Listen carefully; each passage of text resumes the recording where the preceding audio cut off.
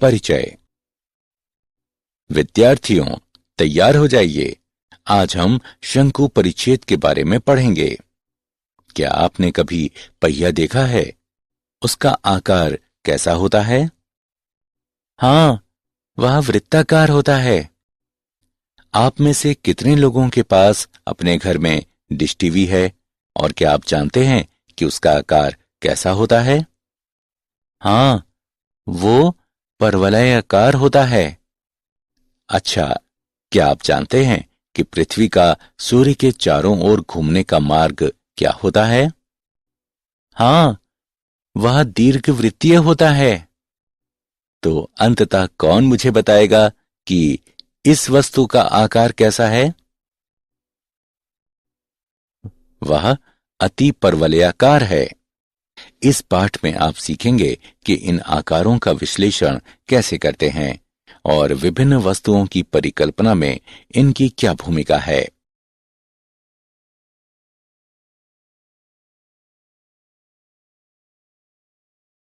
उद्देश्य। इस पाठ के अंत में आप निम्न करने में सक्षम हो जाएंगे। दिए गए केंद्र के निश्चित बिंदुओं से होकर जाने वाले वृत्त का समीकरण ज्ञात करना। दिए गए मापदंडों की सहायता से परवलय का समीकरण ज्ञात करने और उसके अक्ष और नाभि के निर्देशांकों को दर्शाना। दिए गए मापदंडों की सहायता से दीर्घवृत्त का समीकरण ज्ञात करना। दिए गए मापदंडों की सहायता से अति परवलय का समीकरण ज्ञात करना।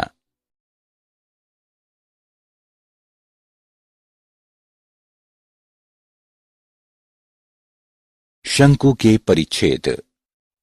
किसी शंक्वाकार सतह को एक समतल द्वारा परिच्छेदित करने से प्राप्त वक्रों को शंकव यानी कॉनिक सेक्शन कहते हैं।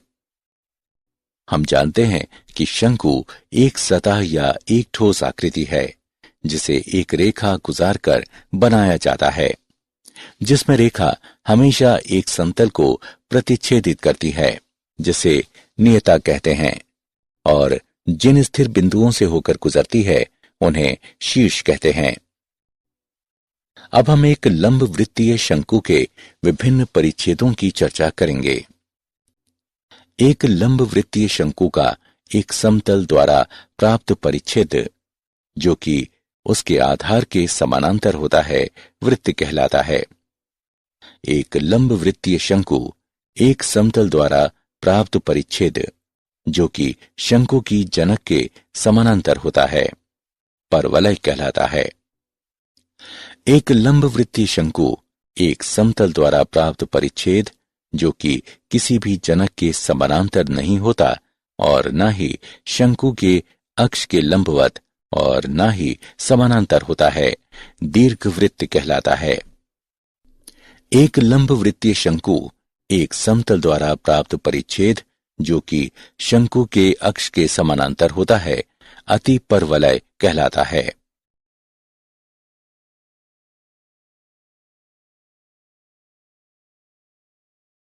वृत्त। एक वृत्त एक समतल में सभी बिंदुओं का समुच्चय या सेट होता है, जो समतल में एक निश्चित बिंदु से समान दूरी पर स्थित होता है। वृत्त पर एक बिंदु से वृत्त के केंद्र की दूरी को त्रिज्या कहते हैं। वृत्त के समीकरण को इस तरह भी लिखा जा सकता है, जहां C H के वृत्त का केंद्र बिंदु है, R वृत्त की त्रिज्या है, A XY वृत्त पर एक बिंदु है।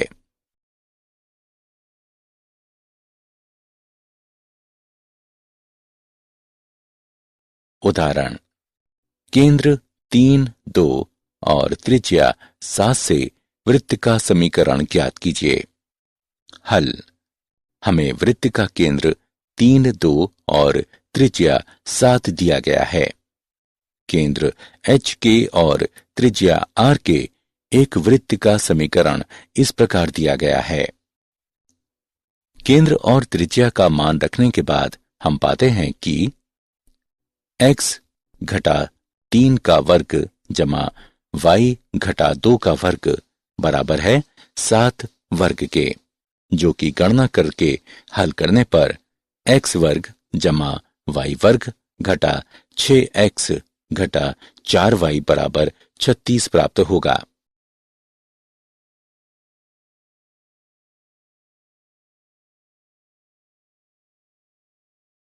परवलय एक समतल वक्र का निर्माण एक लंब वृत्तीय शंकु के प्रतिच्छेदन द्वारा एवं एक शंकु के भाग के समानांतर एक समतल द्वारा अथवा एक निश्चित सरल रेखा से समान दूरी पर स्थित बिंदु जो कि रेखा पर स्थित नहीं है उसके द्वारा संकेंद्रक द्वारा होता है।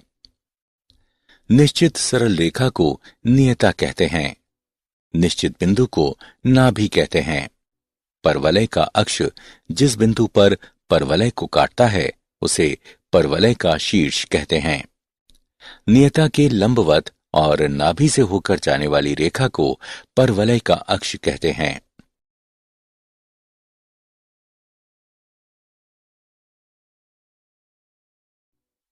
परवलय का मानक समीकरण। यदि शीर्ष मूल बिंदु पर हो और इसके सममित अक्ष x अक्ष या y अक्ष के अनुदिश हों तो परवलय के ऐसे 4 संभव दिक् विन्यास हैं। परवलय का समीकरण y वर्ग बराबर 4ax, y वर्ग बराबर घटा 4ax, x वर्ग बराबर 4ay, x वर्ग बराबर घटा 4ay।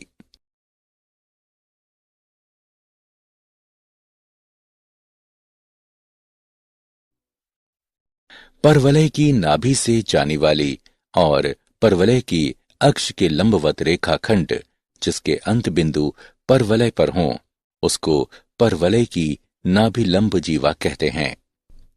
परवलय y वर्ग बराबर 4ax की नाभि लंब जीवा की लंबाई 4a है।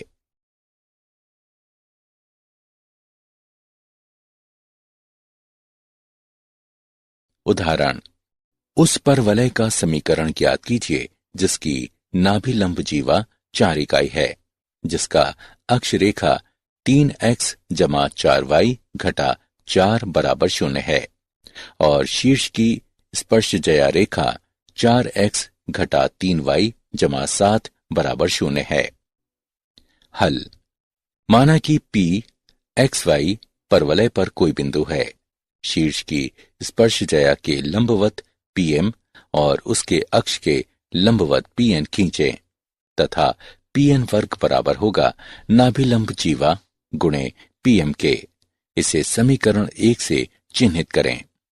अब PN बराबर अक्ष 3x जमा 4y घटा 4 बराबर 0 पर P XY से लंब की लंबाई है 3x जमा 4y घटा 4 बटे 9 जमा 16 का वर्गमूल बराबर 3x जमा 4y घटा 4 बटे 5। PM बराबर शीर्ष की स्पर्शजया A 4x घटा 3y जमा 7 बराबर 0 पर P XY से लंब की लंबाई 4x घटा 3y जमा 7 बटे 16 जमा 9 का वर्गमूल बराबर 4x घटा 3y जमा 7 बटे 5। नाभिलंब जीवा है 4। समीकरण 1 से 3x जमा 4y घटा 4 बटे 5 वर्ग बराबर 4 गुणा 4x घटा 3y जमा 7 बटे 5। 3x जमा 4y घटा 4 का वर्ग बराबर 20, 4x घटा 3y जमा 7। ये परवलय का अभीष्ट समीकरण है।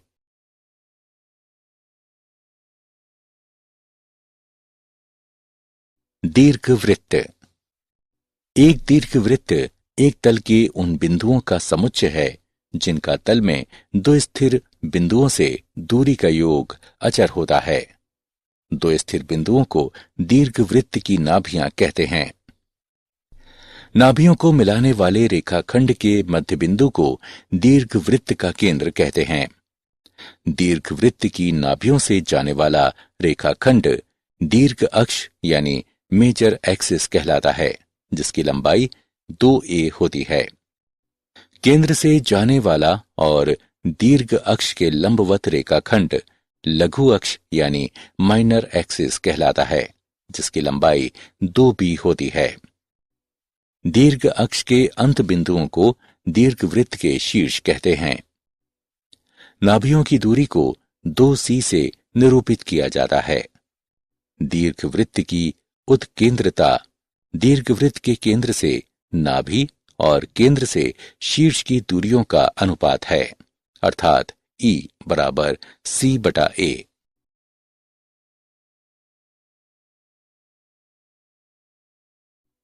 दीर्घवृत्त का मानक समीकरण। यदि दीर्घवृत्त का केंद्र मूल बिंदु पर हो और नाभियां x अक्ष या y अक्ष पर स्थित हों, तो ऐसे दो दिक् विन्यास हैं: x वर्ग बटा a वर्ग जमा y वर्ग बटे b वर्ग बराबर 1, x वर्ग बटे b वर्ग जमा y वर्ग बटे a वर्ग बराबर 1।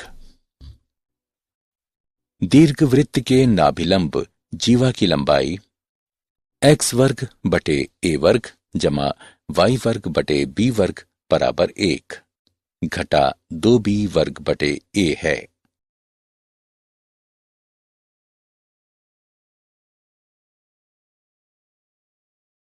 उदाहरण: यदि नाभिलंब जीवा की लंबाई नाभियों के बीच की दूरियों के बराबर हो, तो दीर्घवृत्त की उत्केंद्रता ज्ञात कीजिए।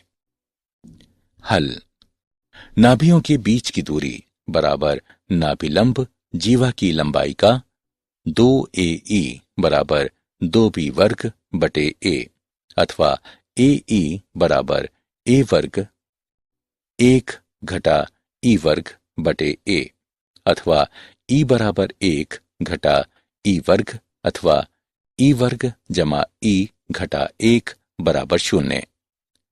e बराबर घटा 1 जमा घटा 1 जमा 4 का वर्गमूल बटे 2 बराबर घटा 1 जमा घटा 5 का वर्गमूल बटे 2। दीर्घवृत्त के लिए 0 जो छोटा है ई से, 1 जो बड़ा है ई से। अस्वीकृत या उपेक्षित ई बराबर घटा 1 घटा 5 का वर्गमूल बटे 2 जो कि छोटा है 0 से। हमें प्राप्त होता है ई बराबर 5 का वर्गमूल घटा 1 बटे 2।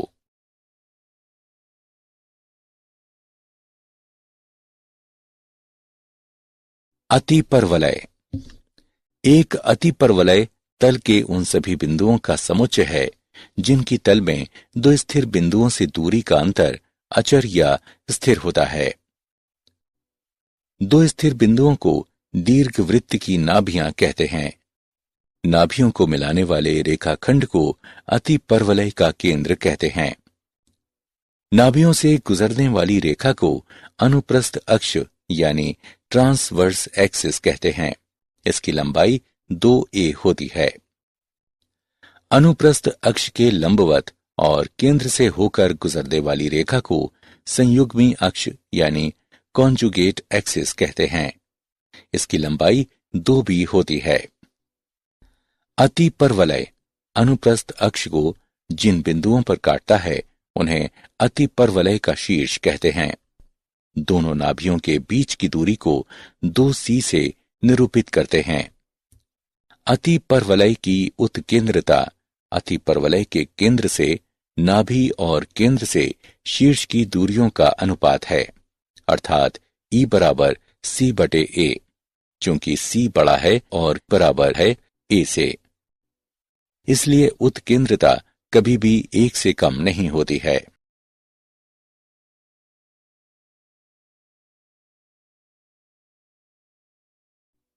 अतिपरवलय के मानक समीकरण।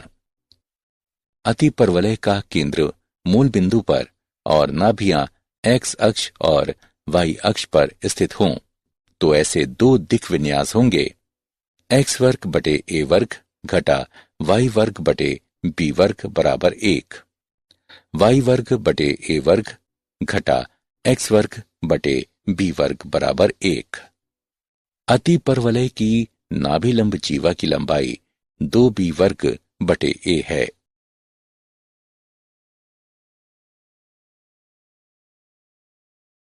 उदाहरण, यदि संयुग्मी अक्ष की लंबाई 5 हो और उनके नाभियों के बीच की दूरियां 13 हों तो अति परवलय का समीकरण ज्ञात कीजिए।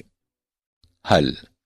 मान लीजिए कि अति परवलय का समीकरण x वर्ग बटे a वर्ग घटा y वर्ग बटे b वर्ग बराबर 1, संयुग्मी अक्ष बराबर 2b बराबर 5, b बराबर 5/2 है। नाभियों के बीच की दूरी बराबर 2ae बराबर 13, ae बराबर 13/2। अब b वर्ग बराबर a वर्ग e वर्ग घटा 1, a वर्ग जमा b वर्ग बराबर a वर्ग e वर्ग, a वर्ग जमा 5/2 का वर्ग बराबर 13/2 का वर्ग, a वर्ग बराबर 13/2 का वर्ग घटा 5/2 का वर्ग बराबर 36। अति परवलय का समीकरण x वर्ग बटे 36 घटा y वर्ग बटे 25/4 बराबर 1, अर्थात x वर्ग बटे 36 घटा 4y वर्ग बटे 25 बराबर 1।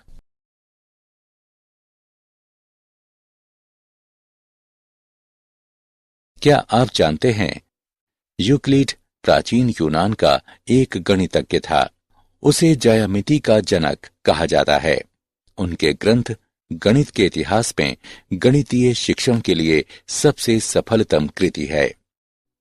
रने डेकार्ट ने ज्यामिति के क्षेत्र में एक महत्वपूर्ण योगदान दिया। उसने वैश्लेषिक ज्यामिति का विकास किया।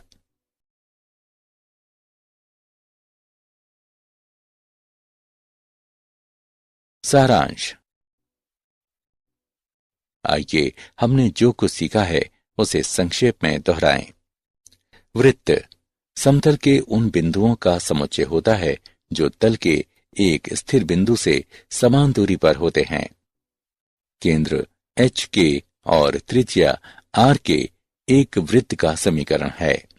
एक परवलय तल के उन सभी बिंदुओं का समुच्चय है जो एक निश्चित सरल रेखा और तल के एक निश्चित बिंदु जो रेखा पर स्थित नहीं है उससे समान दूरी पर हैं। नाभियों a 0, a जो 0 से बड़ा है और नियता x बराबर घटा a के परवलय का समीकरण है। परवलय की नाभि से जाने वाली और परवलय की अक्ष के लंबवत रेखाखंड जिसके अंत बिंदु परवलय पर हों उसको परवलय की नाभिलंब जीवा कहते हैं। परवलय y वर्ग बराबर 4ax के नाभिलंब जीवा की लंबाई 4a है। एक दीर्घवृत्त तल के उन बिंदुओं का समुच्चय है जिनका तल में दो स्थिर बिंदुओं से दूरी का योग अचर होता है।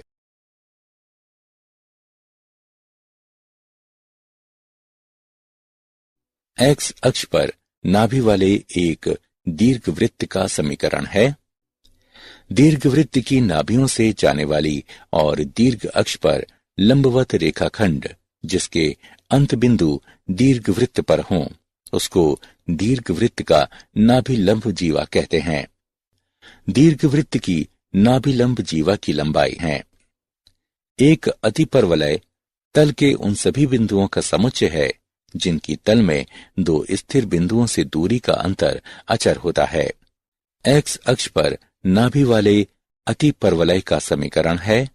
अतिपरवलय की नाभियों से जाने वाली और अनुप्रस्थ पर लंबवत रेखाखंड जिसके अंत बिंदु अतिपरवलय पर हों उसको अतिपरवलय की नाभिलंब जीवा कहते हैं। अतिपरवलय के नाभिलंब जीवा की लंबाई है।